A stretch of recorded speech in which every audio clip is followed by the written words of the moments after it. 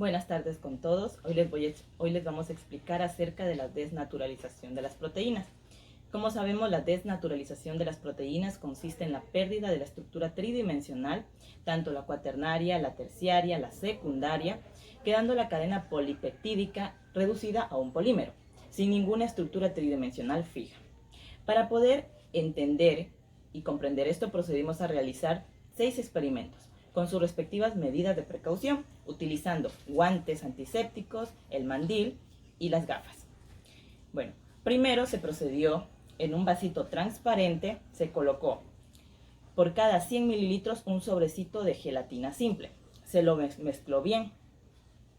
En otro vasito transparente se colocó 50% de agua y 50% de albúmina.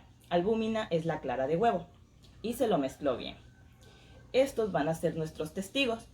Los testigos son las mismas sustancias sobre las que no se les va a hacer nada, pero sirven para comparar sobre las que se hizo los experimentos. Muy bien.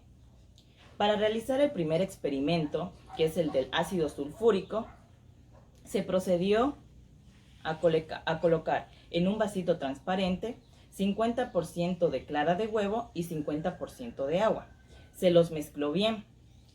En otro vasito se procedió a colocar 50% de gelatina simple y 50% de agua.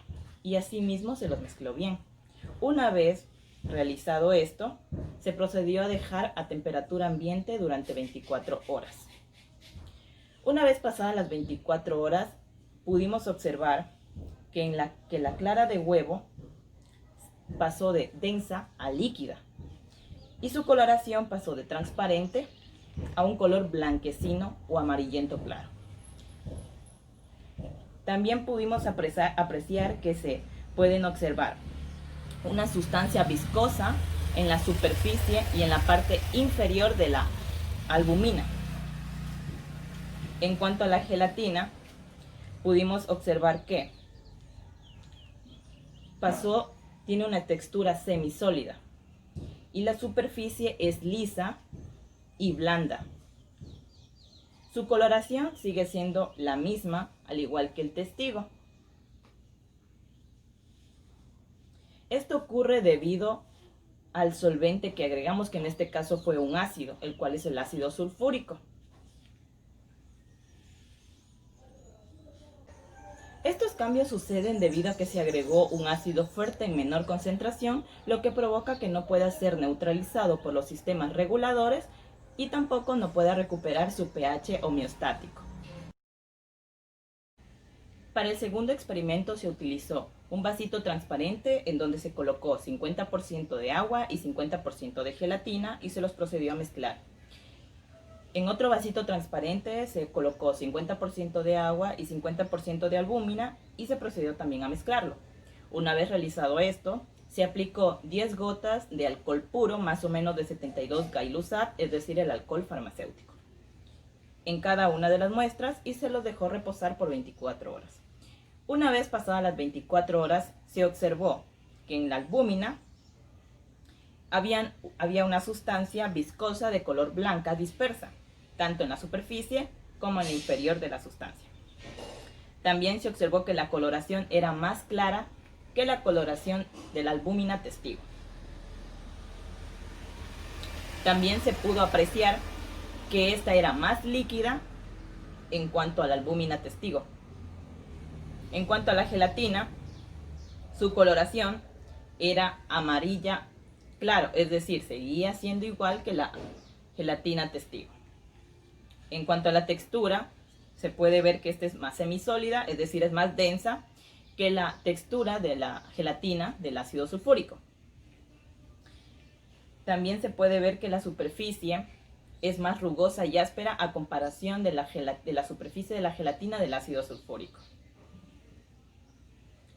Todos estos cambios se deben debido a la polaridad del solvente que se utilizó, en este caso el alcohol.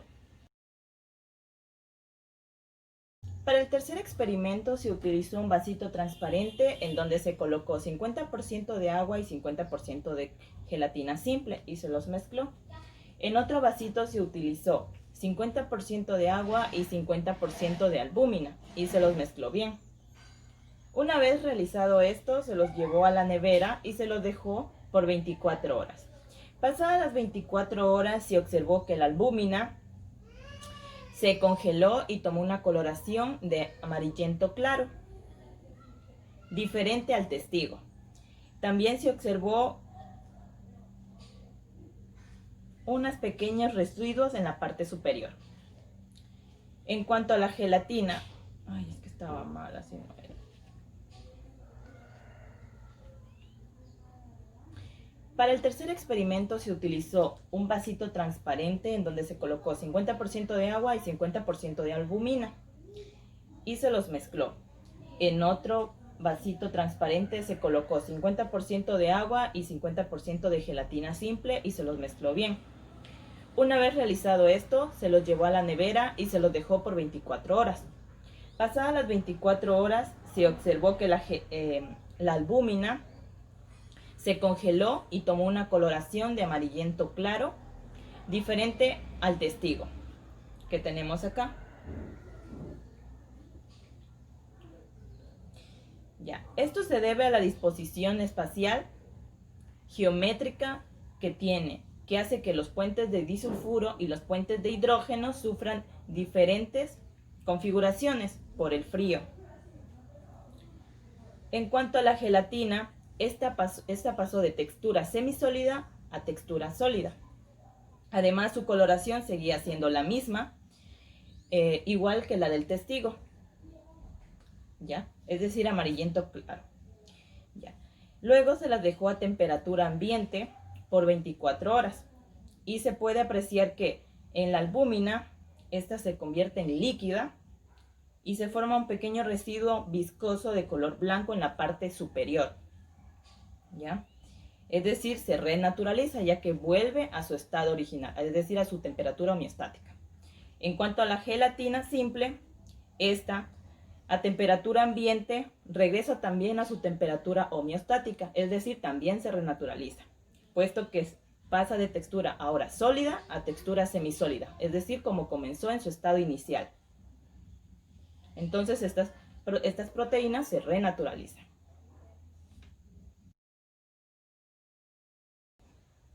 Luego se colocó en un vasito transparente 50% de agua y 50% de gelatina simple y se los mezcló bien. En otro vasito se aplicó 50% de agua y 50% de albúmina y también se los mezcló bien. Una vez realizado esto, se los sirvió a baño María hasta que alcancen su punto de ebullición.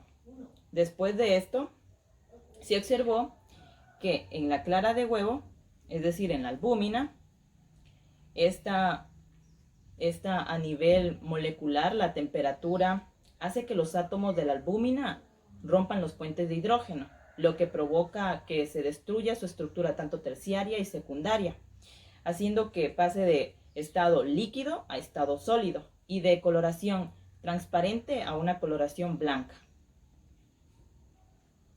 En cuanto a la gelatina, se observó que pasó de textura semisólida a textura líquida y su coloración cambió de amarillento claro a una coloración transparente, es decir, muy diferente a los testigos que tenemos aquí presentes, que presentan otra textura y presentan otra coloración. Para realizar estos experimentos necesitamos un huevo y gelatina sin sabor. Primero mezclamos 50% de agua y 50% de la clara de huevo hasta obtener una mezcla homogénea. Y para el colágeno mezclamos un sobre en 100 mililitros de agua. Como primero obtuvimos los testigos, que son aquellos en los que no ocurre ningún cambio y se utilizan para comparar con los experimentos que vamos a realizar. Para esto, la clara de huevo vendría a ser la albúmina, mientras que la gelatina sin sabor vendría a ser el colágeno. Para el cuarto experimento utilizamos hidróxido de sodio, que lo encontramos en el sello rojo, que es un lejía que sirve para destapar cañerías. Para esto mezclamos 50% de sello rojo y 50% de agua. Después en la albumina y en el colágeno colocamos 3 gotas. Dejamos que pasaran 24 horas y lo que obtuvimos en la albumina logramos ver que de su consistencia líquida pasó a ser un poco más sólida comparada para la del testigo, que es muy líquida. Esto se dio también que su cambio de color fue un poco más anaranjado. Esto se debe al pH, que crea un distinto color en la albumina, y también crea un cambio estructural en la proteína, llevando a que esta sea la desnaturalización. Ahora les voy a dar la explicación de lo que ocurrió con el colágeno. Como podemos observar, el colágeno tiene su textura muy sólida. En cambio, al agregar el hidróxido de sodio y dejar que pasen las 24 horas, el colágeno se volvió muy líquido. Este proceso de desnaturalización es un proceso endotérmico. Quiere decir que generalmente es un proceso cerrado y esto absorbe energía térmica de su entorno.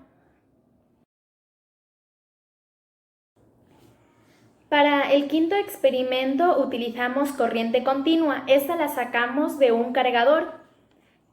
Cortamos el cable y obtuvimos los polos positivos y negativos. Estos los conectamos por 1 hora en la albumina y el colágeno. Después de la hora pudimos observar que la albumina se empezó a cocinar y al contorno se empezó a crear una mancha verde. En el colágeno, en cambio, pudimos observar que a su alrededor empezaron a hacerse como unas burbujitas. A este tipo de desnaturalización la podemos llamar irreversible. Esto quiere decir que son desnaturalizados por sistemas amortiguadores y tarde o temprano puede recuperar su pH y por tanto pueden seguir su funcionamiento normal. Hay que tener en cuenta que la única desnaturalización de proteínas se la puede realizar con corriente continua, pues esto no se lo puede realizar con corriente alterna, ya que esta no hiciera que la proteína se desnaturalice.